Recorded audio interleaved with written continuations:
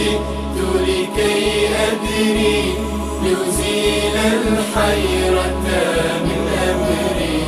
فهنا علم وهنا نور وهنا منبع كل الفكر. نهر من فقه يتجلى بعقيدة صدق في صدري. لبيك أتيتك في لهف لسؤالك يا أهل الذكر. لسؤالك يا أهل الذكر. لسؤالي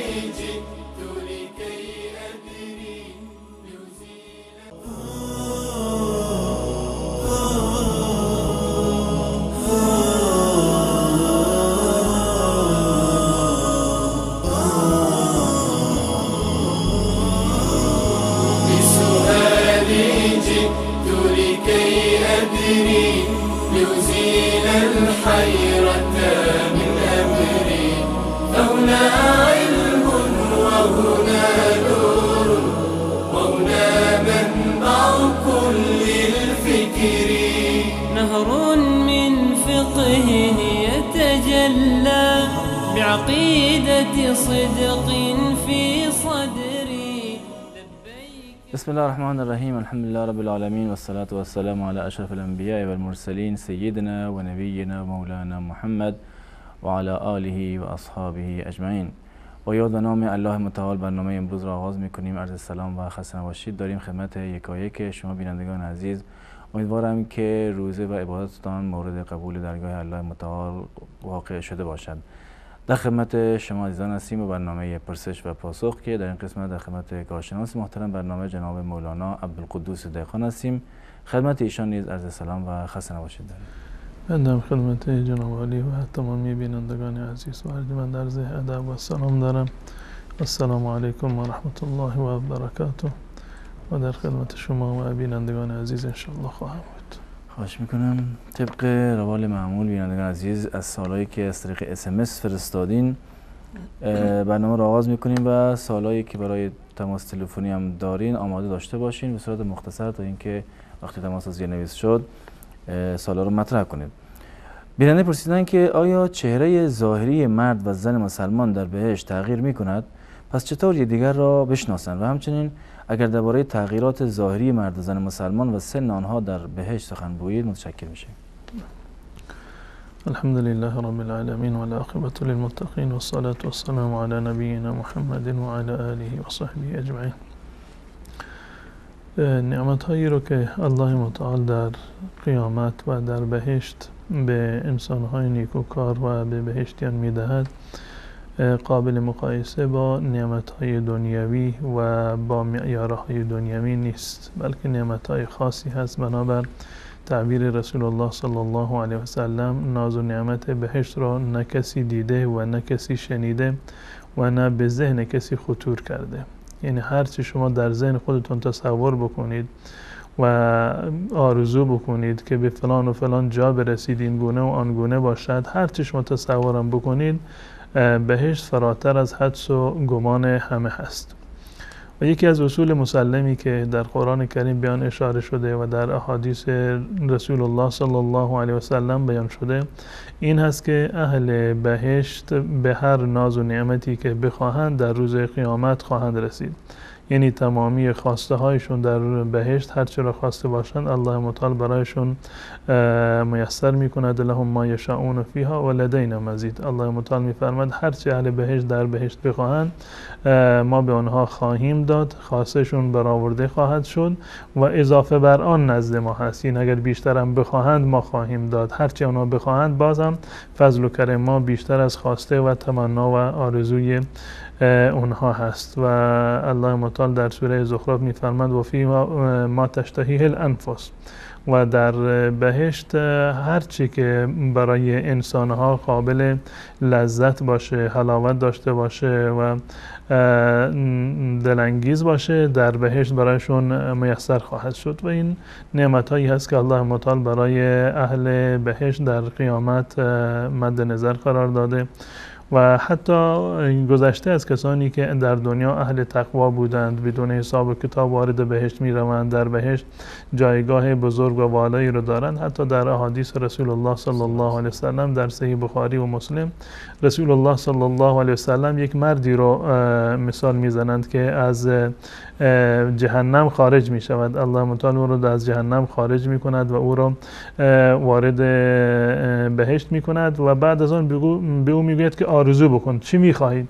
آرزو میکند فلان چیزو میخوام، فلان جا رو میخوام، اینطوری خانه میخوام، اینطوری زندگی میخوام، هر چی میخواهد آرزو میکند و تمنا میکند تا جایی که تمناهایش تمام میشود. الله متعال به او میگوید که در روایت اومده یذکره ربه، که الله متعال بهش یاد میدهد، یادآوری میکند فلان چیز نمیخوای؟ میگه بله اینو میخوام. فلان مورد چی؟ میگه اونم اضافه بکن. یعنی الله متعال بهش یادآوری میکند فلان و فلان نعمت رو هم بخواه، تا اینکه هر چی که خواسته و هر چی الله متعال بهش یادآوری کرده همه را آرزو میکند، تمنا میکند، الله متعال به او میدهد و در نهایتا الله متعال میفرماید که لک ذلک و مثله معه، آنچه آرزو کردی، آنچه من به تو دادم، اینها کنار و 2 برابرش رو هم الله متعال به اون خواهد داد. پس بنابراین در بهشت هر چیزی رو که انسان آرزو بکند و هر شکل و شمایل و هر ناز و نعمتی که باشد، الله متعال این رو برای انسان مسلمان در بهشت فراهم خواهد کرد. و این هم مسلم هست بنابر روایات صحیح و صریحی که در این زمین اومده که انسانهایی که در بهشت میروند در بهترین شکل و قیافه هستند. حتی در بعضی از روایات مانند حضرت آدم علیه السلام با یعنی شکل و اندازه حضرت آدم و از نظر چهره مانند چهره حضرت یوسف علیه السلام که در روایات از رسول الله صلی الله علیه وسلم اومده که نصف زیبایی رو حضرت یوسف علیه السلام داشتند. یعنی این که بی‌زیباترین وجه و بی‌زیباترین ممکن در روز قیامت الله متعال مؤمنان را وارد بهشت خواهد کرد. و حتی در بنابر روایتی که در صحیح مسلم هست در بهشت یک بازاری هست، جمعه بازاری، که وقتی که مردم در اونجا میروند و نسیم شمالی بر اونها میوزد اونها زیباتر میشوند. وقتی که برمیگردند پیش خانواده هاشون میگن که شما الان که برگشتی زیباتر هستی از وقتی که رفتین. و حتی اهل خانه این مردان میگن که شما هم زیباتر شدید. یعنی این که الله متعال بهشتیان را در بهشت روز به روز در واقع زیباتر میشوند و به زیباترین وجه وارد بهشت میشوند. حتی در روایتی که متفق علیه هست رسول الله صلی الله علیه وسلم فرمودند اولین گروهی که در بهشت وارد میشوند مانند ماه هستند در شب 14، مانند ماه شب 14، این از بس که زیبا هستند وارد میشوند. و گروه بعدی که درجه بعدی هستند مانند روشنترین ستاره آسمان، این از بس که درخشش دارند و زیبا هستند. و حتی رسول الله صلی الله علیه وسلم جریان معروفی که در سنن ترمذی اومده در مورد شوخی های رسول الله صلی الله علیه وسلم که پیرزالی اومد در محضر رسول الله صلی الله علیه وسلم و گفت یا رسول الله دعا بکن که من وارد بهشت بشوم. رسول الله صلی الله علیه وسلم فرمودند که پیرزال وارد بهشت نمی شود. و اون پیرزال هم تصور کرد که نه حتما کسی پیر باشه دیگه نمیره به بهشت و ناراحت شد. بعدا رسول الله صلی الله علیه وسلم فرمودند که کسی در حالت پیری وارد بهشت نمیرود بلکه در حالت جوانی هست و در برخی از روایات در سن 30 یا 30 سالگی در واقع وارد شده. و رسول الله صلی الله علیه وسلم فرمودند هر کسی که وارد بهشت بشود الله متعال او را به بهترین شکل و قیافه و به بهترین حالت جوانی وارد بهشت خواهد کرد. منتها این زیبایی که بر انسان عارض می شود در روز قیامت معنیش این نیست که یکدیگر را نشناسند. مانند این که در دنیا هم اگر کسی یک مقدار سفیدتر شده باشد، یک مقدار رفته باشد آرایشگاه و مرتبتر باشد، همه میگن که تو زیباتر شدی، یک لباس خاصی رو میپوشه. با وجود این که اون چهره هم که تغییر بکند باز هم اون ملامح اصلیش و که مورد شناخت باشه یا با چهره جدیدی الله متعال معرفی بکنه، یعنی این که زیبا شدن در قیامت این منافاتی با شناخته شدن ندارد. با هر چهره‌ای که باشند الله متعال اون شناخت و معرفت رو هم ان شاء الله نصیب همه خواهد کرد. و امیدوار هستم که الله متعال در دنیا گناهان ما را ببخشد و ما را بیامرزد، خصوصا در این ماه مبارک رمضان، و در قیامت هم ما را هم نشین رسول الله صلی الله علیه و سلم در بهشت برین قرار بدهد. جزاکم الله خیر. بینندگان عزیز شماره که برای تماس مشخص شده زیرنویس شده و لطف کنید سوالاتون را آماده داشته باشین تا زیاد وقت برنامه گرفته نشه. اتاق فرمان اگر تماسی وصل است بله تماس بینندگان وصله. اولین بیننده رو میگیریم. سلام علیکم، برنامه پرسش و پاسخ بفرمایید.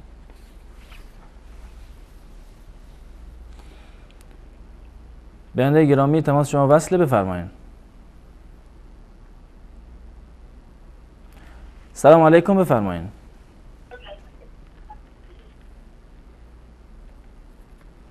من باز از بینندگان عزیز خواهش میکنم که وقتی که صداشون وصل شد لطف کنید صحبتتون رو ادامه بدین، منتظر نباشین صدا از گیرنده و تلویزیون پخش بشه.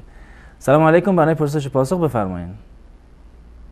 الو، بفرمایید بیننده گرامی. السلام علیکم و رحمت الله. علیکم السلام و رحمت الله و برکاته. در خدمت شما هستیم. سلام در خدمت شما مجری محترم و استاد بزرگوار. سوالی داشتم جناب. بفرمایید. من هم با همسرم دعوا کردم، یک استکان چایی ریختم روی پایش. خب بعد این از من شکایت کرده، 1% دیه براش داده شده. الان همسرم تقاضای طلاق کرده و طلاق میخواهد. آیا مهریه بیشتر تعلق میگیرد و باباسازی منزل که من خودم با پول خودم خریدم کسی تعلق میگیرد؟ و تشکر از برنامه خوب شما، جزاکم الله خیر. درست، جزاکم الله خیر. تشکر از شما. سلام علیکم، برنامه پرسش و پاسخ بفرمایید. السلام علیکم و رحمت الله و برکاته. علیکم السلام و رحمت الله و برکاته. بفرمایید. دین ما در مسجد 100 نفنده بر وقت از آن گفتم. من حالا گناهگار شدم یا نه؟ یک سوال. بخشین دوباره بپرسین. نفهمیده بر وقت سوال دادم. سوال بعدیتون؟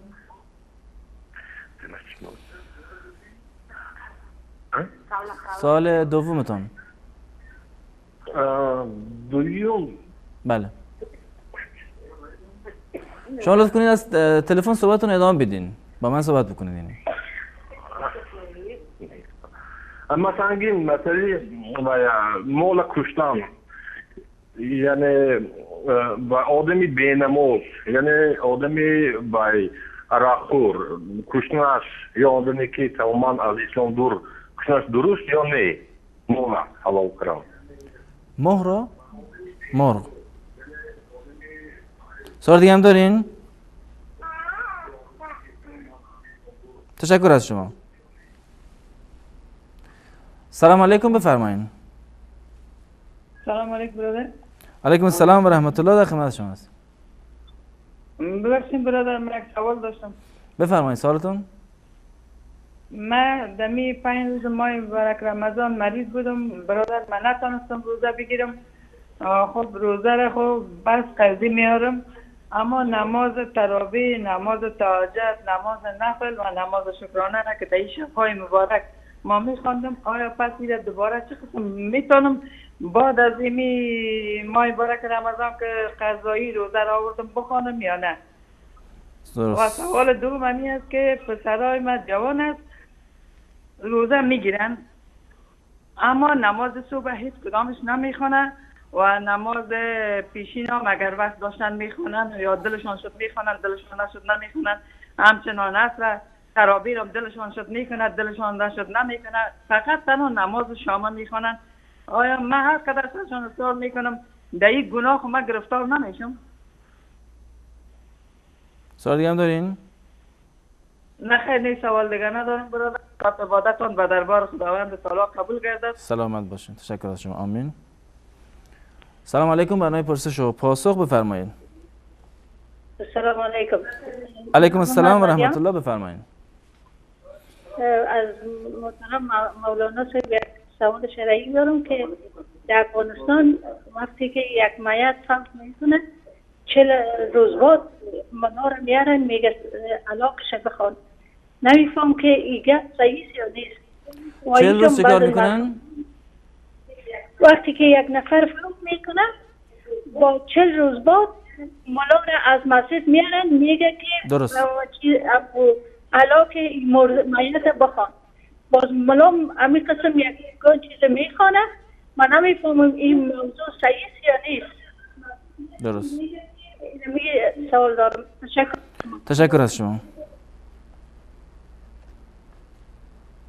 سلام علیکم، برنامه پرسش و پاسخ، بفرمایید.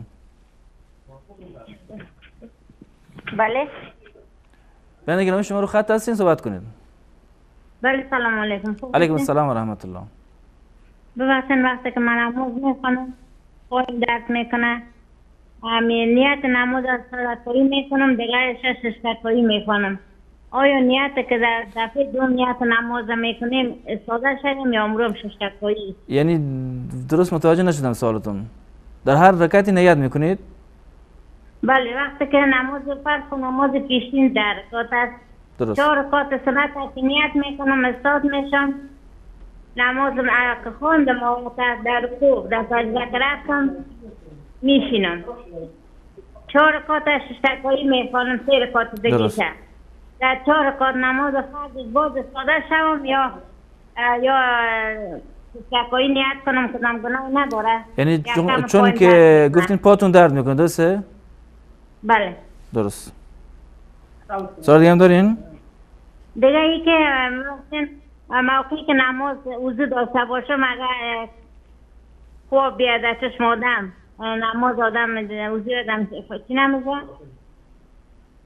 سوال فهمیدین؟ باطل نمیشه؟ دوباره بپرسین. بعد نماز چی؟ بعضی کسا که وضو نداشته باشه اگر خوابشان بیاید خواب، درست. مثلا پسته وضو باطل میشه یا نه؟ درست. سوال واضح است. تشکر از شما. ببخشید شوهرمون سوال داره از داشتم. بفرمایید. بله سلام علیکم. علیکم السلام و رحمت الله. در خدمت شما هستیم. قربانتون. من همین چیز هستم حساب میبخشید. من صبح که از خواب میخوام وقتی که من دان خودم میشویم یک از این دایم از بندانای مثل کم خونای کمه. من در این روزه من چطور میشه؟ روزه من ماکرو میشه یا میشکنه یا انشاءالله نمیشکنه؟ دیگه این دیگه که برای من از مشکل از معلومات بتیم. درست. سوال دیگه هم دارین؟ بله. دندانشون خون میآید. بله از بیره است، از دندان از کمه که خونای چگک میاد. درست. دیگه فعلا سوال ندارم. تشکر از شما. آدین عزیز تشکر میکنیم. تماس بعدی بیننده میگیریم. سلام علیکم، بفرمایید. الو. بفرمایید بیننده گرامی. الو السلام علیکم. علیکم السلام و رحمت الله. ببخشید بنده از اروپا مزاحم میشم و عبدالله هستم و چند تا سوال داشتم. بفرمایید. سوال اولتون؟ سوال اول بنده در مورد این که اگر که فردی در خانه سالمندان کار بکنه و در آنجا بعد از مردان و زنان نگهداری بکنه به عنوان پرستار، مثلا باید بهشون آمپول تزریق بکنه یا فشار خونشون رو بگیره، یعنی آیا از نظر شرعی جایزه که هم زنان و هم مردان رو همزمان تداوی بکنه؟ درست. سوال واضح است. سوال بعدیتون؟ یعنی که تماس فیزیکی به مقدار بسیار کمه، مثلا بعد اینجوری نیست که اونا رو باید بشوریم، بلکه تزریق آمپول یا فشار خون یا همچنین. و سوال دوم بنده اینه که آیا اگر شخصی با صلیب سرخ این کشورهای اروپایی بره در اردوگاه‌های مثلا در کشورهای مثل ترکیه، عربستان یا خود سوریه در اردوگاهی که در اون جا هسته و به پناهندگان سوری کمک بکنه، آیا به اجازه والدین نیاز داره یا خیر؟ چون که مدت زمانی که اونجا میرن 6 ماه یا 1 سال بعد دوباره برمیگردن، بعد دوباره اونجا میرن به همین مدت زمان. درست. که آیا اجازه نظر شرعی جایز است یا نه؟ بله آیا اجازه والدین لازم. سوال بعدیتون؟ و سوال آخر بنده این که آیا فردی که بخواد به مدینه یا مکه هجرت بکنه و در آنجا زندگی بکنه، مثلا به کشور اسلامی بره، آیا در این صورت نیز به اجازه والدین نیاز داره یا خیر؟ اجازه والدینی که یعنی سوال قبلیتون هم اجازه والدین توش بود، درسته؟ چون من متوجه بله اجازه. الو. درست. سوال واضح است. بله حالا به اجازه والدین نیاز داره. پدر مادر بنده حدودا 70 سالشونه ولی به نگهداری بنده نیاز ندارن، چون که میگن باید تا آخر عمرم کنارشون باشم و از اونها الان نگهداری بکنم بهتره و بعد از اون انشالله هجرت بکنم و یعنی که الان میتونم. اجازه شما بدید. انشالله پاسخ دریافت میکنید. تشکر از شما. خدا خیرتون بده. سلام علیکم. خدا نگهدارتون. سلام علیکم. برنامه پرسش و پاسخ بفرمایید. برنده گرامی صحبت کنید. سلام علیکم بفرمایید.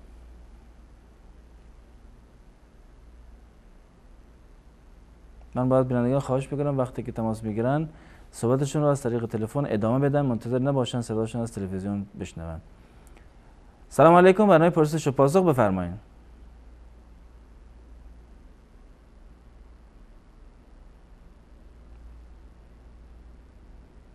ظاهرا تماسشون قطع شد. تماس بعدی رو میگیریم. سلام علیکم بفرمایید.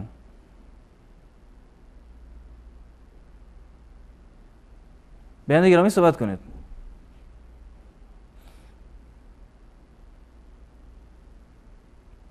ظاهرا تماس مشکل داره. با هم یک میان برنامه میبینیم بینندگان عزیز و دوباره باز خواهیم گشت در خدمت شما خواهیم بود. با ما باشید.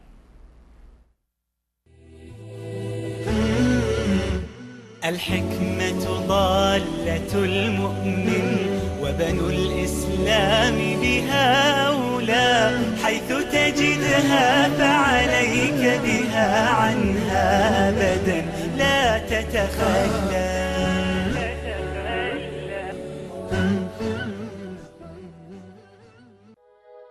الحمد لله ما دام الوجود له حمدا يبلغنا منه الرضا أبدا ثم الصلاة على المختار سيدنا وآله الكرماء وصحبه الزهداء. الحمد لله ما دام الوجود له حمدا يبلغنا منه الرضا أبدا ثم الصلاة على المختار سيدنا وآله الكرماء وصحبه الزهداء. اگر این گونه هست که دلهاتون منور شده به نور ایمان، مزین شده، در وجودتون احساس میکنید محبت، علاقه به دین، محبت الله دارید، در لابلای همه فتنه ها، مشکلات و موانع گوناگون با عشق و علاقه دارید گام برمیدارید،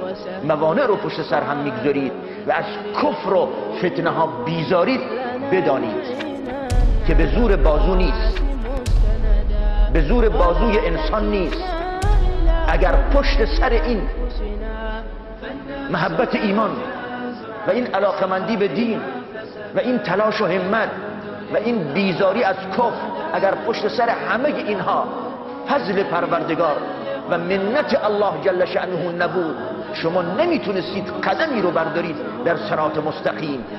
سيدنا وآله الكرماء وصحبه الزهداء. أنت الكريم وقد وجهت يا صمد إلى عطائك وجها سائلا ويدا وللرجاء ثواب أنت تعلم فاجعل ثوابي دوام الستر لي أبدا فاجعل ثوابي دوام الستر لي أبدا.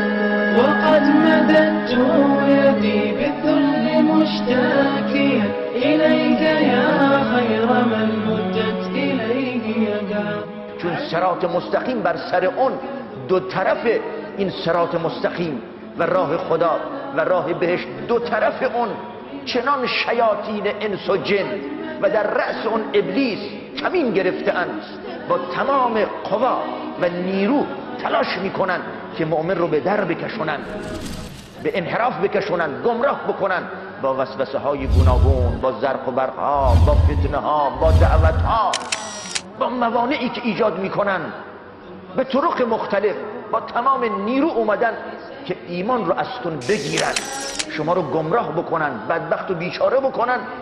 اما فضل خدا و توفیق خدا و نعمت پروردگار و منت الله هست بر شما اگر مؤمنی، اگر راه ایمان رو ادامه میدهید، اگر با لذت و حلاوت بندگی میکنید، اگر از کفر و فتنه و کفرگویان و دهنکجان بیزارید، متنفرید، گریزانید، اینا همه به خدا نسبت بدید، در توان شما نیست.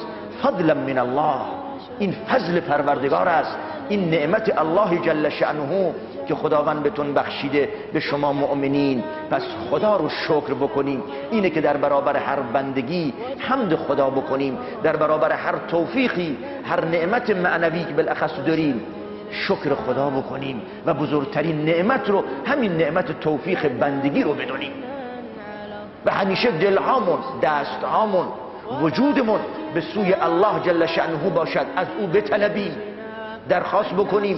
تعجاز عن إصلاح ما فسد، الحمد لله ما دام الوجود له حمدا يبلغنا منه الرضا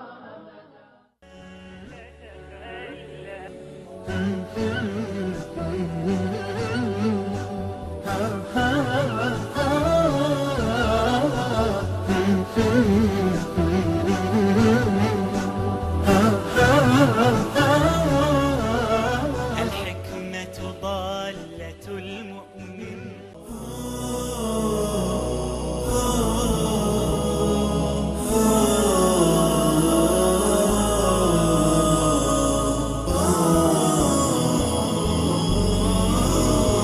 بسؤالي جئت لكي أدري لأزيل الحيرة من أمري، فهنا علم وهنا نور وهنا منبع كل الفكر.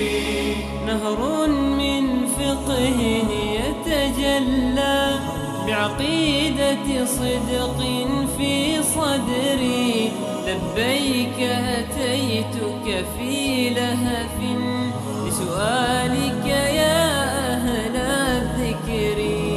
بسؤالك يا أهل عرض سلام و خسته نباشید مجدد دارم خدمت شما بینندگان عزیز. جناب مولانا بیننده اول پرسیدن، گفتن که با همسرشون دعواشون شده و استکان چای رو ریختن رو پاشون، همسرشون هم شکایت کردن و تقاضای دیه کردن. گفتن که الان همسرشون تقاضای طلاق کرده، آیا مهریه به ایشون تعلق میگیره؟ و همچنین گفت منزلی دارم که با پول شخصی ساختم، این منزل از آن چه کسی خواهد؟ در مورد حکم دیه در صورتی که کسی تعدی بکند به فرد دیگر و زخمیش کرده باشد یا به هر صورت ضرر و زیان جسمی و جانی به اون داده باشد، بر حسب صلاح دید دادگاه و تشخیص نوع زخم و شکستگی حکم دیه ثابت هست و زن یا هر کسی دیگری که باشد حق دارد که دیه طلب بکند و از نظر شرعی این هیچ گونه اشکالی ندارد و چون این دیه هم باید پرداخت بشود و برای زن یا هر کسی که دیگه مورد تعرض قرار گرفته از نظر شرعی گرفتن چون این دیه هیچ گونه اشکال شرعی و ممانعتی ندارد. و در مورد تقاضای طلاق همین حق زن هست. هر وقتی که زن بنابر مصالحی نخواست که با مرد زندگی بکند و خصوصا در موردی که مرد خودش مقصر هست در این زمینه، سوء رفتار داره و احترام زن رو نگه نمیداره یا به وظایف زناشویی و عقد نکاح نمیتونه یا نمیخواد که عمل بکند، از نظر شرعی در این زمینه تقاضای طلاق جایز هست. و گرچه تقاضای طلاق بدون دلیل حرام هست و رسول الله صلی الله علیه و سلم از چنین کاری من فرمودند، گفتند که فرمودند هر زنی که بدون دلیل تقاضای طلاق بکند بوی بهشت را نمییابد. این یک گناه بسیار بزرگی هست. منتها اگر زنی بنابر یک مصلحت دینی یا شرعی مانند این مورد که مورد تعرض قرار گرفته، شوهرش بد رفتار باشه کسی رو یا به حقوق زناشویی نتواند که پایبند باشد، از نظر شرعی زن میتواند تقاضای طلاق بکند و هیچ گونه اشکال شرعی ندارد و بعد از طلاق به این زن نفقه و مسکن تعلق میگیرد. یعنی تا زمانی که در عده هست بر شوهرش لازم هست که خرج و مخارجش رو و محلی رو برای اقامتش باید تهیه بکنند. این جز حقوق زن هست. و همچنین مهریه حقی است که برای زن ثابت است، حق اختصاصی زن هست و پدر و مادر زن هیچ حقی رو در این زمینه ندارند. پدر و مادرش نمیتونن از طرف خود این حق رو ببخشند یا در آن دخل و تصرفی رو انجام بدن، بلکه حق اختصاصی خود زن هست و بعد از این هم که طلاق بگیرد این حق ثابت هست در صورتی که زن تقاضای طلاق بکند از مرد به خاطر سوء معاشرت مرد، بدرفتاری مرد، یا اینکه مرد نمیتواند پایبند حقوق زناشویی باشد و این حقوق را پرداخت بکند. در این صورت وقتی که زن تقاضای طلاق بکند هم نفقه و مسکن دارد در زمان عده و هم مهریه کامل به زن میرسد، مگر این که خود زن و شوهر با هم دیگر به صلحی برسند که هر مقداری که بر اون صلح کردند از نظر شرعی بازم اشکال نداره، برای هر دو نفر کاملا جایز و حلال هست که برای این که خودشون را از این زندگی که در واقع غیر قابل تحمل شده میتونند که با این طریق خودشون رو با مصالحه یا حتی اگر شد با خلع، یعنی زن هم میتونه که از حق مهری خودش تنازل بده به خاطر اینکه جان خودش رو نجات بده، این از نظر شرعی جایز هست، هیچ اشکالی رو نداره. اما در مورد منزلی که مرد ساخته، این منزل متعلق به خود مرد هست در صورتی که این به عنوان مهریه نیست، به عنوانی که این رو تا زمانی که اینو به عنوان مهریه نداده به زن یا به ثبت نکرده به زن به عنوان حق مهریه‌ای که در واقع داشته، در این صورت این منزل مال خود شوهر هست و زن در این زمین حقی در منزل ندارد. جزاکم الله خیر. اگر کسی در جای قبل از غروب نخواسته یا ندانسته اذان گفته بشه، حکم روزی چی؟ اگر کسی اشتباهی در واقع قبل از غروب آفتاب چیزی بخورد به این گمان که الان آفتاب غروب کرده و اذان گفته شده و بعدا مشخص بشود که نه هنوز اذان نگفته یا آفتاب غروب نکرده، از نظر جمهور اهل سنت و الجماعت و مذاهب چهارگانه حکمش این است که یک روز دیگر باید به جایش روزه بگیرد. جمهور مذاهب اهل سنت و الجماعت بر چنین فردی قضا لازم هست، کفاره دیگر ندارد و گناهکار هم نمیشه، زیرا که این عمل را بدون اراده خودش انجام داده و رسول الله صلی الله علیه و سلم فرمودند که ان الله تجاوز عن امتی الخطأ و النسیان، کاری رو که از روی خطا باشه، از روی نسیان و فراموشی باشه، الله تعالی مؤاخذه نخواهد کرد، گناهی برگردنشون نیست. اما بنابر قول جمهور اهل سنت و الجماعت باید یک روز دیگر به جایش روزه بگیرد. جزاکم الله خیر. اگر یک انسان بینماز و رقاصه و بیدین در کل حیوانی مثل مرغی را ذبح بکند، خوردن گوشت آن چه می‌کنه؟ انسان تا جایی که برایش ممکن هست باید حدود شرعی و احکام شرعی را مراعات بکنه، باید احتیاط بکنه در چنین موارد. اگر یک جایی مطمئن هست که فلان کسی که قصابی دارد فرد بینمازی هست، بهتر و اولاتر این است که بلکه حکم شرعی این است که استفاده نکند از ذبیحه فرد بینماز، زیرا که در این زمینه روایات متعددی از رسول الله صلی الله علیه و سلم هست. حضرت جابر ابن عبدالله رضی الله تعالی عنه در صحیح مسلم از ایشون روایتی هست، میگه رسول الله صلی الله علیه و سلم فرمودند که بین الرجل و بین الشرک و الکفر ترک الصلاة، که در میان انسان و در میان کفر و شرک همین ترک صلات هست. این وقتی که تارک صلات باشه یعنی وارد کفر شده، یا بنابر روایتی که در سنن اومده رسول الله صلی الله علیه و سلم فرمودند که العهد الذی بیننا و بینهم الصلاة فمن ترکها فقد کفر، هر کسی که نماز رو ترک بکند کافر شده. و این قول به کفر تارک الصلات یعنی دلایلش واقعا قوی هست و هم صحیح و هم صریح هست و هیچ گونه اشکالی بر اونها از نظر ظاهری نیست. پس بنابراین تا جایی که ممکن هست انسان باید سعی بکند، اگر که در یک جای مطمئن هست که فلانی تارک الصلات از ذبیحه‌اش را نخورد، از یک قصابی دیگری که میداند که اهل نماز هست از اونجا بروند و خرید بکنند. و اگر در جایی نمیداند لازم نیست که برود تحقیق بکند. از یک جایی اگر یک شخصی عموما مسلمان هست، شهادتین را میگوید، در شهر مسلمانی هستی، لازم نیست که بروید تحقیق بکنید که فلان قصابی آیا صاحبش نماز میخواند یا نمیخواند اون فردی که شما رو دعوت کرده باید برید تحقیق بکنید آیا نماز میخواند یا نماز نمیخواند، بر شما لازم نیست. چون اصل بر مسلمان و در کشور اسلامی و شهر مسلمانی این است که مردم مسلمان هستند و پایبند نماز هستند و همین هم کفایت میکنه برای حلال بودن ذبیحهشون. اما اگر در یک مورد خاصی شما مطمئن بودید که فلانی تارک الصلات هست، هیچ عنوان نماز نمیخواند، از ذبیحه و حیوانی که اون ذبح کرده استفاده نکند. جزاکم الله خیر.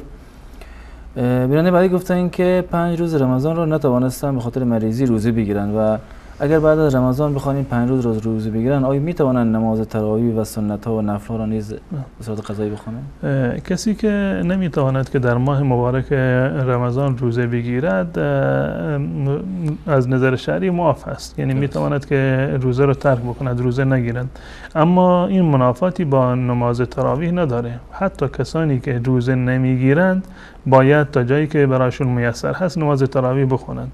روزه گرفتن روز رمضان یک عبادتی هست و نماز تراویح و عبادت در شهر رمضان. خواهر بودن شاید به خاطر عده شهری و عادت ماه. بله اگر که باشه بازم در شب‌های ماه مبارک رمضان میتونه که قرآن تلاوت بکنه یا ذکر و اورادی بخونه که بازم در واقع این ثواب قیام شب‌های ماه مبارک رمضان رو از دست نده. اگر به خاطر عذر بیماری نتونستن روزه بگیرن، خب شب‌ها میتوانند که نماز بخونن، نماز تراویح رو ترک نکنن، زیرا که این فرصتی است که دوباره چه بسا که میسر نشود. و رسول الله صلی الله علیه وسلم فرمودند که من قام رمضان ایمانا و احتسابا غفر له ما تقدم من ذنبه، یا در روایتی من صام رمضان و قامه آمده. هر کسی که روز رمضان رو روزه بگیرد و شبش را قیام بکند، یعنی با عبادت بگذراند، گناهانش رو الله متعال میبخشد. اگر کسی نتواند در ماه مبارک رمضان روزه بگیرد، بعد از رمضان خواست که قضا بیاورد، لازم نیست که شبها نماز تراویح هم بخواند. نماز تراویح یا نماز قیامی که در غیر رمضان خوانده میشد اون فضیلت ماه رمضان را ندارد. یعنی این که روزه با نماز تراویح به همدیگه گره نخوردن، دو تا عبادت جداگانه هستند. اگر شما در غیر رمضان روزه میگیرید لازم نیست که نماز تراویح بخوانید. جزاکم الله خیر. سوال بعدی بیرانه گفتن که دختران جوانی دارن که روزه میگیرن و نماز صبح اما نمیخوانند و در نمازها تنبلی میکنن. بعضی نمازها میخونن، بعضی ها نمیخونن و ایشون گفتن که من همیشه بهشون اصرار میکنم که نمازهاشون را بخونن. اگر نخونن آیا من هم گناهکار میشم یا نه؟ وظیفه ایشون این هست که امر به معروف و نهی از منکر بکنند تا جایی که برایشون ممکن هست. وقتی که برای سحری بلند میشن، خب چند دقیقه بعدش هم اذان هست و آخر وقت سحری بیدار هستن، نماز بخونند و بعد از نماز بخوابند. یعنی وظیفه پدر و مادر این است که راهنمایی بکنند و تا جایی که برایش میسر هست از هر اسباب و ابزاری که ممکن هست استفاده بکنند تا اینکه امر به معروف و نهی از منکر بکنند، فرزندانش رو به نماز و روزه وادار بکند. این وظیفه شرعی پدر و مادر هست، اما در حدی که در توان پدر و مادر هست. بعضی چه بسا که یک مرتبه صدا میکنند به همین اکتفا میکنند، میدونند هم که فرزندشون بلند نشده دیگه بی اهمیت هستند و رها میکنند. بلکه نه، بلکه پدر و مادر تا جایی که برایشون میسر هست، حتی تا جایی که اگر ممکن هست از زورم استفاده بکنند، در واقع باید این کار رو انجام بدن. یکی از علما رو سوال کردند، یک سوالش این بود که از مردم که من فرزندام رو بیدار میکنن اما بیدار نمیشن، هر کاری میکنم که بیدار نمیشن. ایشون در جواب گفتش که خب بعدش چی کار میکنی؟ گفت خب بعدشون رهاشون میکنند که وقتی بیدار نمیشن دیگه کاری از دست من ساخته نیست. گفت بالفرض اگر در خونه آتش سوزی باشه اون وقت چی کار میکنی؟ فقط صداشون میزنی؟ گفت نه، صداشون نمیزنم، میرم دستشون میگیرم بلندشون میکنم از اتاق میرم بیرون، ولو اینکه خواب باشن روی کول خودم و روی دوشم بر میگذارم و میبرمشون بیرون. گفت همین کارو برای حق الله هم انجام بده.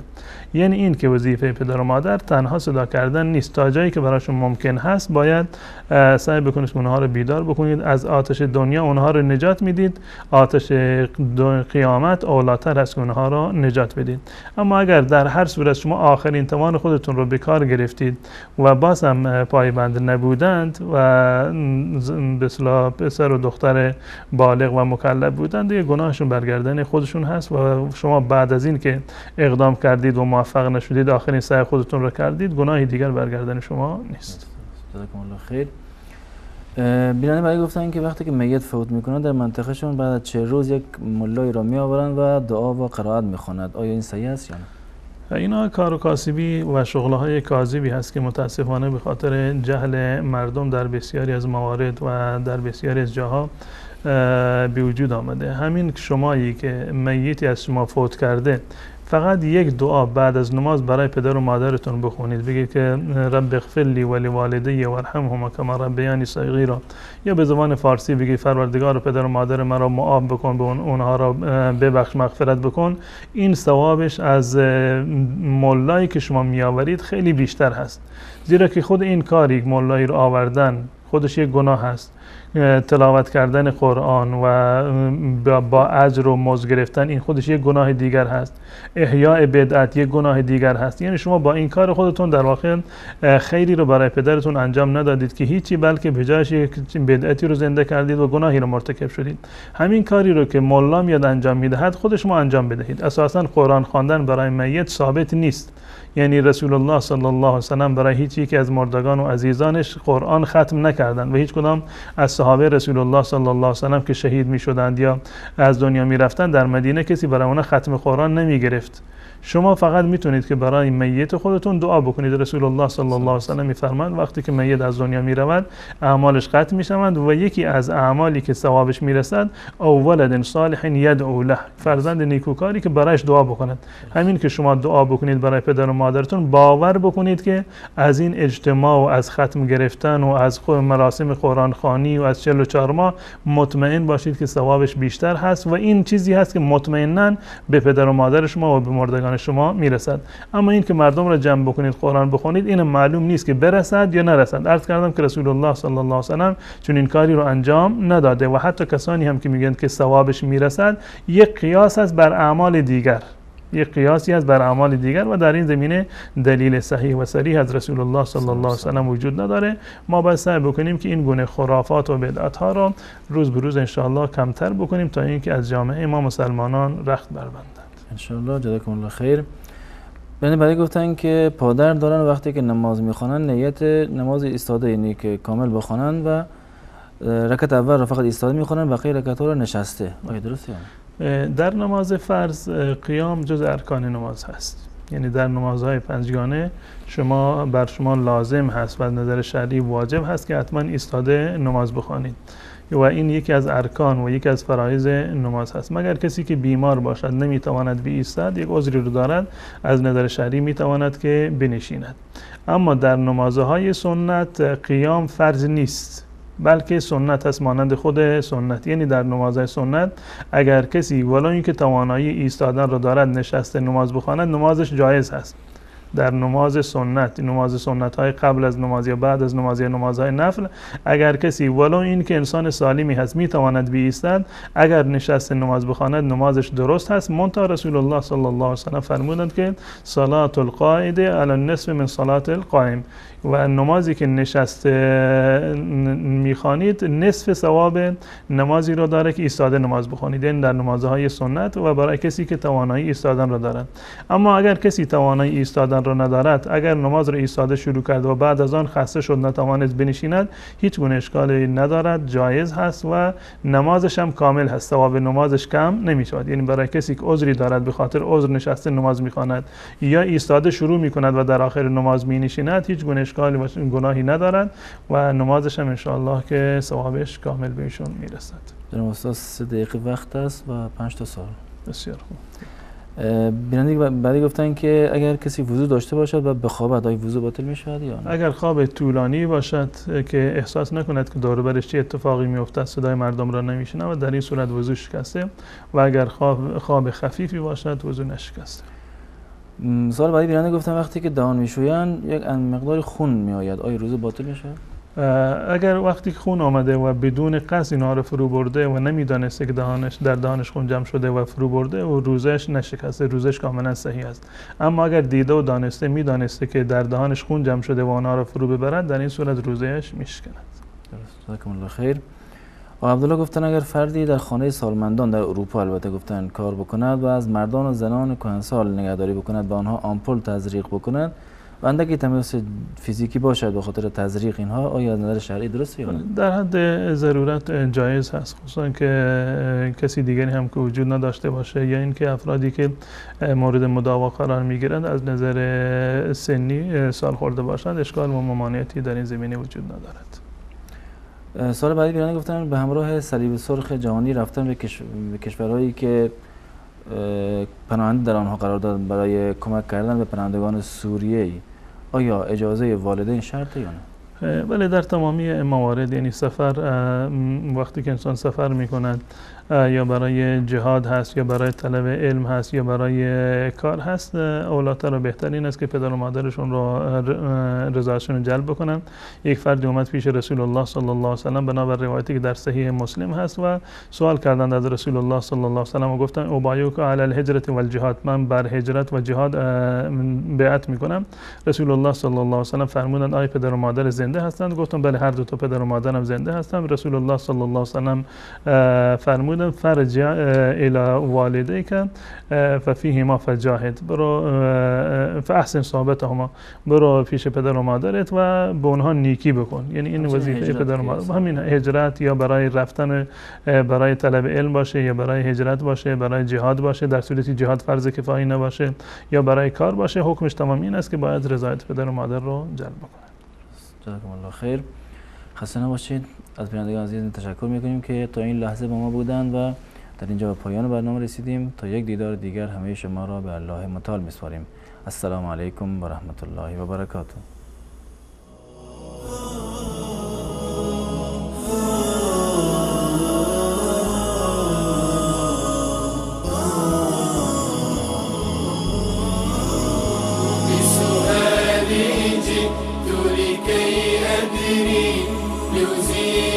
الحيرة من أمري، هنا علم وهنا نور وهنا منبع كل الفكر. نهر من فقهه يتجلى بعقيدة صدق في صدري، لبيك أتيتك في لهف لسؤالك